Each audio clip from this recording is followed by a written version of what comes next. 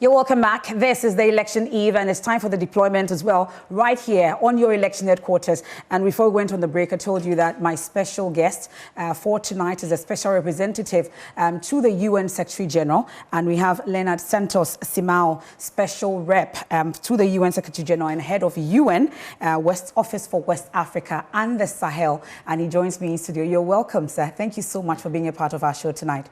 Thank you. Thank you well, for your keep invitation. Yes, please. You keep me company just for a while whilst I cross over to our studio 997 and join my colleague Emefa Akosua-Adeti. He has Dr. Ishmael Norman with him and with her, and then they will have a brief conversation, and then we'll come back here to the Joy News channel. Well, Emefa, you take us away at this point. Thank you so much. Maybe I should say senior MFR. That will bring some clarity. Thank you so much. And welcome back to Studio 997. And I'm joined by Dr. Ishmael Norman, who is a security expert. And I've been trying to get him to explain that favorite phrase that has been flying around all through the campaign, that this year's elections are quite with a high stakes. And I want him to explain really, Doc, and thank you for joining us. Please explain in very basic terms what it means when we say that this year's elections, these are quite high stakes. Wonderful. Thank you, Amifa. When we say the stakes are high, it simply means that the two dominant political parties, each one of them wants to win power, which is okay. We understand that. And it also means that the supporters are also anxious. For me, what I worry about is the anxiety of the supporters. Because when people are anxious, sometimes they do things that they don't even understand why they are doing it. And so I want people to tone down, because the election is going to happen no matter what, tomorrow. And the anxiety is okay, but don't heighten it so much that you can actually be propelled to do things that you don't intend to do. So let us be stable and let us focus on the goal. The ultimate goal is to win power and do it with beauty and understanding and in peace. Doc, I'd go back to MFR shortly, but again, I'll stay with you. It's just a few hours to the polls tomorrow. You think that EC is very well prepared? I believe that the EC is prepared. I think it had a few problems 2020. But this time around, especially since the parliamentary trials, they got opportunity to hone in their skills. I think they are better prepared this time around than 2020. And so I expect them to do much, much better. I believe that they want to run a free, fair, and transparent election. However, none of the political parties should just rest and believe that they trust what the EC will do, because it is possible that some power structure is going to try and control what the EC does. And for that reason, everybody should go and approach this whole thing with their eyes wide, wide open. Well, Doc, I'm going to be crossing to MFR, who's cautioning us that everybody must have their eyes quite wide open, especially in the political parties. But let's cross over to the Joy News and have that conversation, MFR. Take that conversation from there. You raised the issue about high stakes MFR. So that's where I bring in Mr. Santos on this. Really, we've talked about high stakes election. In local parlance, I don't know if you've heard it before, people say that it's a do or die affair. Many have said that it shouldn't be a do or die affair. But how important is this particular election that we're about to head to tomorrow for the larger African stability in the West African region and our democracy, you would say? Thank you. Well, each election is unique. It has special characteristics which have to be taken into account. Ghana has an important role to play, not only in the region, West Africa, but also in the rest of Africa. So everyone is watching Ghana and to see how they are going to behave in the process. Elections are always a complex matter with the very important emotional component. So what is important is to control elections and to abide by the rules. And what is going to happen in a positive sense in Ghana will inspire other countries to overcome the difficulties they have also. Yeah. So I think the outcome of the election is important for the rest of the continent. Well, you have a lot of ears and eyes in places that we may not have. But prior to this and leading to this, I would want to know what lessons other countries can draw. But before I come to that, what kinds of vibe, what kinds of information are you picking in the lead up to this polls, from all the way from the campaigning up onto where we are today, till the ballots or the last ballot is counted, till we declare an election in Ghana? But we interacted with the national electoral management institutions, from the Electoral Commission, the Inspector General of the Police, the Judiciary, but also we participated in 5 regional gatherings on the leading to the elections under the auspice of the National Peace Council. And we think that the country is well prepared for the elections. Okay. The level of debate, the openness of the debate in each one of these gatherings we participated in was very much reassuring, and that people are putting forward their doubts, their concerns, and these interactions among institutions concerned with the elections was very positive indeed. So we think that all in all these exercises, and in other gatherings will take place, prepare the country for the elections. Okay. Would you say is a tense atmosphere? Tense atmosphere is normal to happen in elections. So adrenaline is part of the elections. So it's normal to happen. But people should not be carried away by adrenaline. They have to control themselves and they behave by the rules of the game. In all this, we still pride ourselves in the kind of democracy we practice and the stability and the peace that we enjoy in this country. Most people have said that we need to protect it. But what would you say are the lessons that other countries can draw from Ghana's democratic stability, for instance?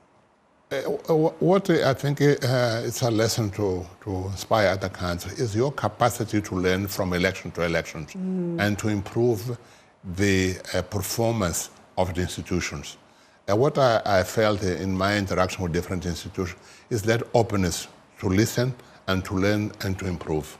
Because sometimes institutions, they close themselves. They take a more defensive attitude. And they say, well, we are doing things, we know what we are doing, and so forth. They're not open to listen. What I found across the board here is that institutions, particularly public institutions, are open to listen. I'm hoping that I could take you to the kitchen to get the key ingredients that will make up for a peaceful election. What are the key things that you say that we need to put together to be able to get that peaceful election that you were looking for, at least, that the whole world is looking at Ghana for? What are you hoping that will be? Well, first is the assurance of the institutions that they are going to do their work according to the rules. And secondly, that the citizens, they know the basic rules of it. I'm not talking about the more complex aspects of the law, but the basic rules guiding elections. So if on one hand, the behavior of the institutions are giving that assurance to the population, to the voters, that they are following the appropriate procedures. On the other hand, that people understand what their obligations are. I think this combined together will deliver peaceful elections. So these key stakeholders that we talk about, at least you've mentioned how you've interacted with the Electoral Commission, and we know that government in itself, at least the ruling government, they have a key role to play in terms of the presidency. We know about the political parties themselves, civil society organization, and of course the media. As we speak, in terms of these key stakeholders, what exactly would you say are the specific roles that you're expecting for them to play, such that when it all comes together, you will get that result that you're looking for? Well, starting with the government has the responsibility to create the basic conditions, material conditions, technical conditions, financial conditions for the elections. so that institutions, different institutions, can have the ways and means necessary to play their role. Yeah. Civil society organizations are to congregate citizens and educate them on them, to bridge between the government and the voters. So civil society organizations have an important role to play. The media, you have a key role because you help to create the necessary atmosphere for peaceful elections. So the ethics guiding media also is key for the success of the elections. Security forces, they have a specific role to make sure that the behavior of the citizens are according to the law. And the judiciary has the main responsibility of playing decisions about if aspects of or if some of the participants of the elections are not happy with that, so they table their grievances to the judiciary.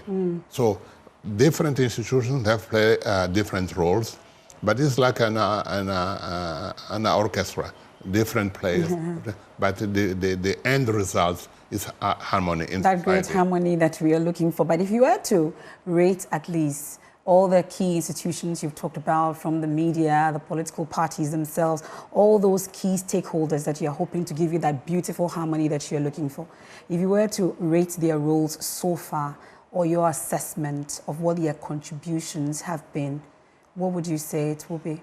In our interactions, first in all of them, found a very high level of commitment to peaceful elections, to give their contribution individually per institution for peaceful election. And the second aspect to mention is that their technical capacity to deal with the electoral process also is very high indeed. Okay. Yeah, and the way they master the technical aspects of their responsibility.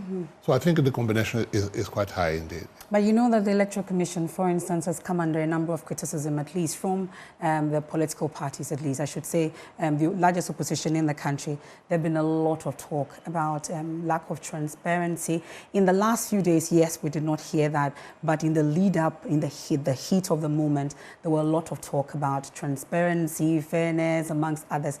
But in all this, would you say that the Electoral Commission, in your engagement with them extensively, you'd say they've given off what exactly they need to give off when it comes to that accusations of transparency, fairness, amongst others against them? I think the citizens are free to present their concerns too. Yeah, but what I felt is that the communication between the citizen and political parties and the Electoral Commission not always was good. Okay. But this was overcome, particularly when the Electoral Commission took the decision to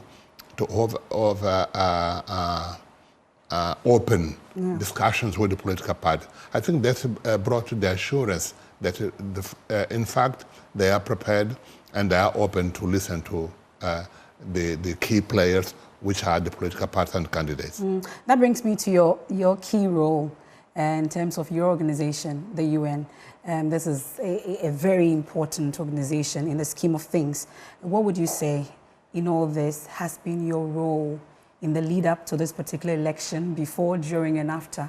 What exactly is the UN's role in all this? The UN is a partner to the whole process because we bring our support, technical support, to the different public and civil society organizations to help them to acquire the capabilities they need to play their role.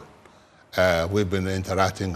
We're not observers. Okay. And we're not observing at all. No, we are okay. not. Yeah, okay. we are partners on that. Okay. We bring what in the jargon is called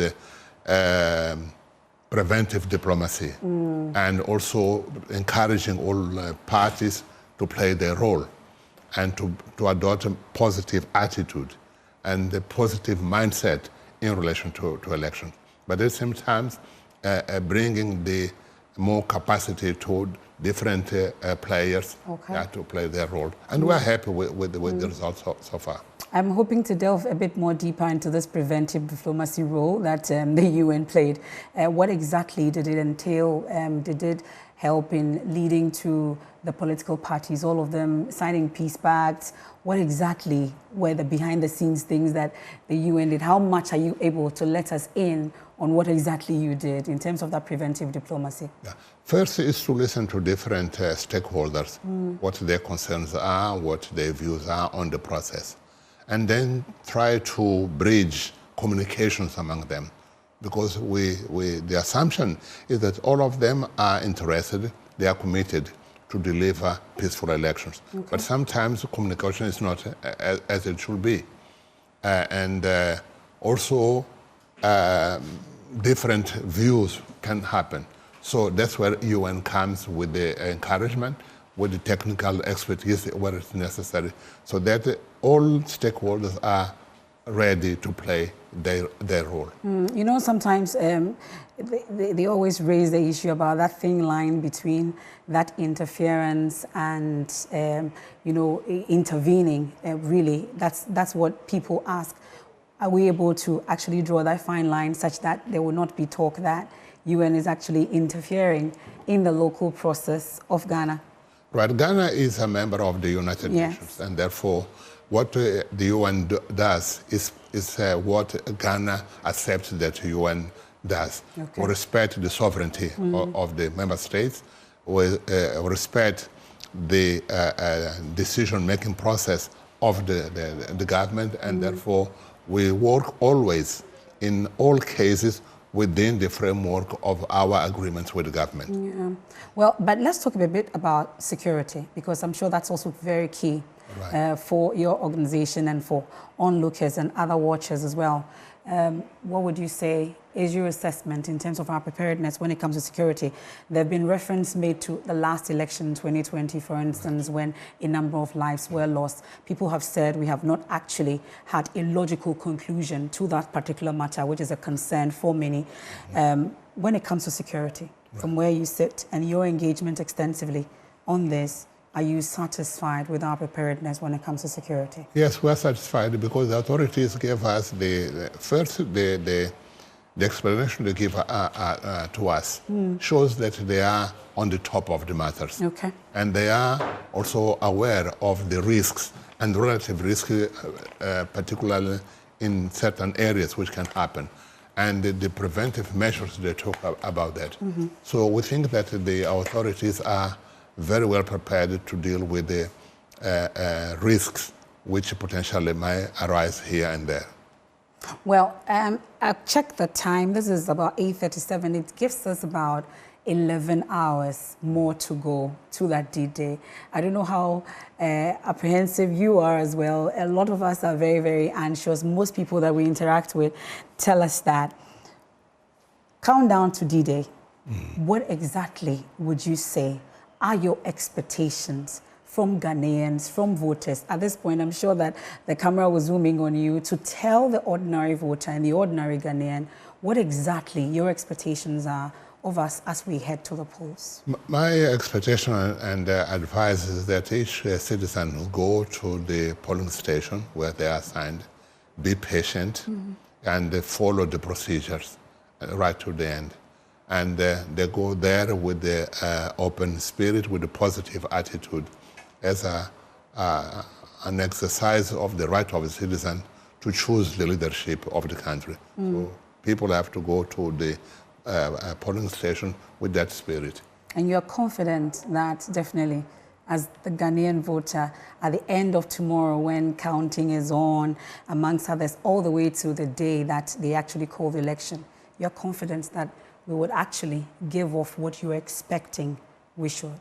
Yes, citizens are responsible individuals, and therefore I have no reason to believe that they are going to behave otherwise. So I'm confident that all citizens with the electoral capacity, they will behave in a responsible manner so that the whole process is peaceful. I'm glad you're very confident in the ordinary voter, but what is the level of your confidence in the political actors? Because most of the time, they are the ones that tend to incite the violence in your followers to actually do the things that you're not expecting us to do. What's your level of confidence in the political actors themselves? It's high also, my confidence, and I will explain you why. Because one of the events which took place before the elections on 28th of November was the signing of the peace pact by all political actors and institutions relevant to the elections. And this is a commitment to not only for the politicians themselves, but also to their supporters, to lead their supporters towards the peaceful elections. Yeah. So what I expect is that they are going to abide by the commitment taken in this pact signed a few days ago. And that's where I have a bit of a concern. They all committed to this pact, but some will say grudgingly, because the opposition party raised some key concerns that they were hoping will be addressed. And even during the signing, we heard the opposition leader raise concerns about certain things that ought to be done. And in his latest interview, for instance, you heard him say that he's not going to accept the final results if there are voter intimidations, there are ballot box snatching and a bit of violence here and there. Does it give you the sense that indeed this peace pact that we signed, we are actually committed to it? Yes, those who signed the pact, they publicly committed themselves to behave in a certain manner. Yeah. So let's give them time to show that they abide by their commitment. But the pronouncements are not concerning. Yes, they are, but we should avoid pronouncements which can incite the citizens to negative behavior. This is a responsibility of leaders, of any leader, of any level of leadership, to take the supporters and followers to a positive indeed. So it's part of the spirit and the letter of the commitment. Okay. Well, the issue about misinformation, I know is very key for you, very, very important. As we head to the polls tomorrow, you, especially with the advent of social media, you hear a lot of things, a lot of stories. At least here at the election headquarters, we verify and double verify. It's not everything we put out there. But misinformation, voter suppression, vote buying, amongst others, are the key things that comes up during election day and prior to election day and after, which is very, very concerning. How are you hoping that as a country we're able to first and foremost address the issue about misinformation to start with? Right. First, I was saying that the media has an important role. So the mainstream media has a very important role to play. The political leaders also have an important role to inform their supporters on about the realities of matters. And therefore, they should be guided by reliable sources of information and avoid to be just guided by unreliable social media means on that. Yeah, so the attitude of each citizen, the attitude of each voter plays a role also, because the citizens are not passive entities. They have their judgment capacity, and therefore anything which they can feel that they can deviate them from what is the norm and what is the expectation, they should avoid. People have to be, the people are grown up, and therefore they have the capacity to make the right choice. Okay. Well, maybe we should touch on the youth, for instance, and then civic engagement. What are your expectations, particularly because this particular election, most attention is on first-time voters, which is actually the youth. What exactly are your expectations from them, if any, you'd say? Youth, they bring a lot of enthusiasm to the elections everywhere. They have a role to play. I will encourage them to massively participate in the elections, to vote, because they are choosing those who are going to address the problems. The youth, they have their concerns of jobs, education, and the others. So those people they are supposed to elect. These are the people precisely who are going to have the responsibility of solving their problems. But most people have said that these ones, they are mostly the Gen Zs who have a mind of their own, sometimes cannot be bothered about what exactly is going on, which many fear will lead to the issues about voter apathy. For instance, are you concerned or you are hopeful that that will not be the case? No, I'm concerned because the youth, like any other citizen, should be encouraged to exercise their right to vote. So it's important that education, that by voting, they are contributing for the solution of the problems which are of their concern. So this is the way to do it. And this is how societies work. So the education of the youth and their encouragement to vote also is important. So I will tell them, go and vote. Well, that's for the D-Day or during the election. But the concern also is also about the post-election.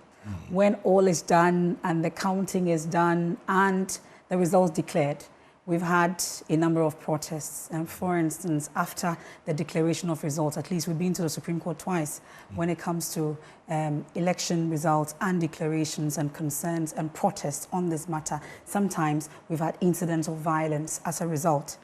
What for you should be done differently this time, post-elections? Post-elections, those who are not happy with the results, they have to address their concerns to the appropriate authority with the judiciary. That's why we said that the judiciary has an important role to play, because they have to decide on the complaints of the participants, of the citizens on that. So everyone should use the created mechanism which to address their grievances or unhappiness. We have to take a more Olympic attitude, which is to accept the results as they are published. Would you get a sense that there will be that kind of confidence in the judiciary? I'm sure you are no stranger to this country and the terrain and the talk about the judiciary and concerns that have been raised about sometimes they've been described as a unanimous FC amongst others, which many have condemned. But that is the sad reality sometimes when people do not have confidence in such systems. Do you get the sense that there will be that confidence in that judiciary, and what do you expect that should happen differently as we go forward? I think people should have a confidence in national institutions. As I said, I had interaction with institutions. And the key aspect is commitment to work towards peaceful elections. This is a fact on that. And therefore, the citizens, the voters, should abide by that. So it's their institutions, the national institutions. Even if there are room to improve the institutions, let's finish the whole process. Then we look back and say, okay, here and there we have to refine the functioning or the organization of that or that institution. On the other hand, we have the observers. Observers, they report, they issue reports after the whole process, and they make a recommendation. These recommendations also are an important source of guides for improvement of the performance of the institution. So the improvement of the performance of institutions is always work in progress. It's not like a statue you build once and that's all. No, you continue to make the adjustment which are necessary, because the client of these institutions with that citizen also they have a different mindset, they change over time, and therefore the institution have to accommodate to this. So it's a continuous process. Well, I wish we would not wrap up on this, but I really have to wrap up at this point. But Mr. Simao, really, for those who are out there very tense, very anxious like I've been talking about. I see that you're very calm about this, very confident in the system that we're running and hoping that we will come out of this. This is our 9th election, and every time we go into it, there are concerns that will Ghana come out of this stronger? What exactly is going to happen? And we have people concerned as we speak. Transfer some of this assurance that you have to us in terms of what your expectations are that Ghana will come out of this tomorrow stronger than we are. Well, I can maybe equate elections to a football match. So adrenaline is there, but everybody abide by the rules of the game. And then there is always a winner or not. But there will be injuries at some point. No, but you have to make sure the referee. There's fair play. Okay. Yeah, so, but I trust that all citizens, and I exhort all citizens to go calmly, peacefully to exercise their right to vote peacefully. Thank you so much for making time to be with us tonight. That's Mr. Lernardo Simao, is a special representative to the UN Secretary General and head of UN Office for West Africa and the Sahel. Please promise us you'll pass through again. Thank you. Are you able to? Are you promising us you'll pass through again? Yes. Okay, yeah, that's a promise on live television. Thank you so much for being a part of Election Eve, and definitely he's made that promise he'll be with us again. It's a good time to head to Studio 997, next, just across the street with my colleague, Emefa Akusia Adeti. Let's talk some more security with Dr. Ishmael Norman. Well, Emefa.